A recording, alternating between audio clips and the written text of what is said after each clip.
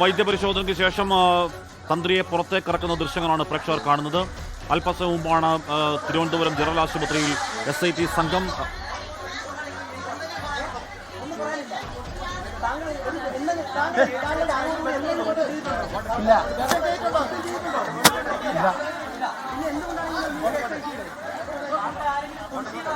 താങ്കളെ കുടിക്കുന്നതാണെന്ന് തോന്നുന്നുണ്ടോ? അങ്ങേക്ക് പറയാനുള്ളത് പറയൂ, പറയാനുള്ളത് പറയൂ.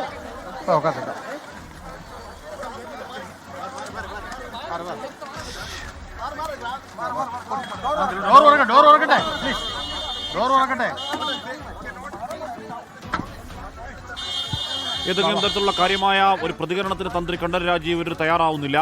താങ്കൾ തെറ്റ് ചെയ്തിട്ടുണ്ടോ ചോദിച്ചിട്ട് ഇല്ല എന്ന മറുപടി പറഞ്ഞു എന്നാണ് ഞാൻ മനസ്സിലാക്കുന്നത്. അതോ ഇനി മറ്റെന്തെങ്കിലും ചോദ്യത്തിലുള്ള മറുപടിയായിട്ടാണോ പറഞ്ഞത്? താങ്കളെ അയാൾ കുടുക്കിയതാണോ തുടങ്ങിയ ചോദ്യങ്ങൾ ഉണ്ടായെങ്കിലും ഏതെങ്കിലും തരത്തിലുള്ള വലിയ കാര്യമായ പ്രതികരണങ്ങൾ നടത്താൻ തന്ത്രി തയ്യാറായിട്ടില്ല. തിരുവനന്തപുരം ജനറൽ ആശുപത്രിയിൽ നിന്നും വൈദ്യപരിശോധന പൂർത്തിയാക്കിയ ശേഷം തന്ത്രിയെ അങ്ങോട്ട് കൊണ്ടുപോവുകയാണ്. ഈ പറയുന്ന നേരത്തെയൊക്കെ പറയുന്ന പോലെ ശബരിമല ക്ഷേത്രക്കൊള്ളയിൽ നാട് അക്ഷരാർത്ഥത്തിൽ ഞെട്ടിയ, നാട് ഇതുവരെ കാണാത്ത രീതിയിലുള്ള മാരകമായൊരു ക്ഷേത്രക്കൊള്ളയിൽ ആ ക്ഷേത്രത്തിലെ ഏറ്റവും പ്രധാനിയായ തന്ത്രി ഇപ്പോൾ അറസ്റ്റിലായിരിക്കും എന്നുള്ളത് ഉറപ്പായും കേരളം ഞെട്ടുന്ന വാർത്തയാണ്, വിശ്വാസികൾ ഞെട്ടുന്ന വാർത്തയാണെന്ന കാര്യത്തിൽ ഒരു തർക്കവുമില്ല. അപ്പോഴും ആ ക്ഷേത്രക്കുള്ളിൽ ആർക്കൊക്കെ പങ്കുണ്ടോ, ശബരിമല അയ്യപ്പന്റെ സ്വത്തിൽ ആരൊക്കെ കൈവച്ചിട്ടുണ്ടോ, എത്ര ഉന്നത സ്ഥാനീയരാണോ അവരൊക്കെ അകത്ത് കിടക്കണം എന്ന കാര്യത്തിൽ വിശ്വാസികൾക്ക് ഏതെങ്കിലും തരത്തിൽ തർക്കങ്ങളോ സംശയങ്ങളോ ഇല്ല. ഉമേഷ് ബാലകൃഷ്ണൻ ചേരുന്നു. ഉമേഷ്, വൈദ്യപരിശോധന പൂർത്തിയാക്കി, ചോദ്യങ്ങൾ ആരഞ്ഞു, ചോദ്യത്തിന് എന്തോ 1-2 വാക്കുകൾ ഒറ്റ വാക്കിൽ മറുപടിയും പറഞ്ഞു തന്ത്രി അല്ലേ?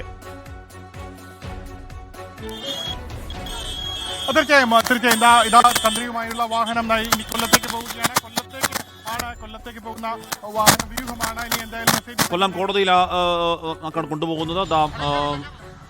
തന്ത്രിയെ കൊണ്ടുള്ള വാഹനം വൈദ്യപരിശോധന പൂർത്തിയാക്കിയതിനു ശേഷം SIT സംഘം തന്ത്രിയെ കൊണ്ട് ഇപ്പോൾ കൊല്ലത്തേക്ക് കൊണ്ടുപോവുകയാണ്. ഇനി അറിയാനുള്ളത് ആകാംക്ഷ റിമാൻഡ് റിപ്പോർട്ടാണ്. റിമാൻഡ് റിപ്പോർട്ടിൽ എന്തൊക്കെ കാര്യങ്ങൾ ഇപ്പോൾ നമ്മൾ പത്മകുമാറിന്റെ അടക്കം വാസുവിന്റെ അടക്കം ഈ പറയുന്ന ബാക്കി പ്രതികളുടെ എല്ലാ റിമാൻഡ് റിപ്പോർട്ടും കണ്ടതാണ്. എല്ലാ കാര്യങ്ങളും വളരെ വിശദമായി ആ റിമാൻഡ് റിപ്പോർട്ടിൽ ഉണ്ടാവില്ല. പക്ഷേ SIT കണ്ടെത്തലിന്റെ തീവ്രത എത്രത്തോളം ഉണ്ട് എന്നതിന്റെ ചില ഗ്ലിംസസ്, ചില സൂചനകൾ കൃത്യമായും ആ റിമാൻഡ് റിപ്പോർട്ടിൽ ഉണ്ടാകും.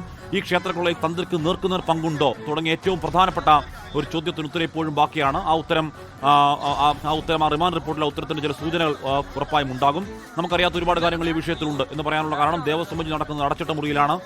മാധ്യമങ്ങൾക്ക് അതിൽ പ്രവേശനമില്ല. മാധ്യമങ്ങൾക്ക് ഒരു ഘട്ടത്തിൽ സർക്കാർ അഭിഭാഷകരോട് പോലും പുറത്തിറങ്ങി നിൽക്കാൻ കോടതി പറഞ്ഞ ഒരു സംഭവം ഈ വാദത്തിനിടയിൽ ഉണ്ടായിരുന്നു. അതുകൊണ്ട് അതിനകത്തൊരു ഒരു വലിയ സീക്രസി ഉണ്ട്. SITക്കും ദേവസ്വം ബെഞ്ചിന് മാത്രം അറിയാവുന്ന ചില കാര്യങ്ങൾ ഉറപ്പായും ഈ വിഷയത്തിൽ, നമുക്കൊന്നും അറിയാത്ത ചില കാര്യങ്ങൾ ഈ വിഷയത്തിൽ ഉറപ്പായും ഉണ്ട്.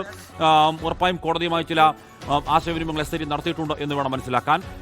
പോറ്റിക്ക് അല്ലെ തന്ത്രിക്ക് പോറ്റിയുമായി ബന്ധമുണ്ട് എന്ന കാര്യം SIT സ്ഥിരീകരിക്കുന്നു. ആ ബന്ധത്തിന് വർഷങ്ങളുടെ പഴക്കമുണ്ട് എന്ന കാര്യവും സ്ഥിരീകരിക്കുന്നു. പക്ഷേ ഈ ക്ഷേത്രക്കൊള്ളയിൽ ആ ശബരിമലയെ അയ്യപ്പന്റെ വിഗ്രഹത്തെ പൊന്നുപോലെ നോക്കേണ്ട തന്ത്രിക്ക് നേർക്കുന്നവർ എന്താണ് ബന്ധം എന്ന കാര്യം അറിയണമെങ്കിൽ ആ റിമാൻഡ് റിപ്പോർട്ടിലെ വിവരങ്ങൾ കൂടി പുറത്തു വരണം. ലോകത്തെവിടെയായാലും ഏത് സമയത്തും 24 വാർത്തകളും ഓഗ്മെന്റഡ് റിയാലിറ്റി പാക്കേജുകളും എക്സ്പ്ലെയിനറുകളും വിശദമായി കാണാൻ ഞങ്ങളുടെ YouTube ചാനൽ നിങ്ങൾക്ക് സബ്സ്ക്രൈബ് ചെയ്യാം.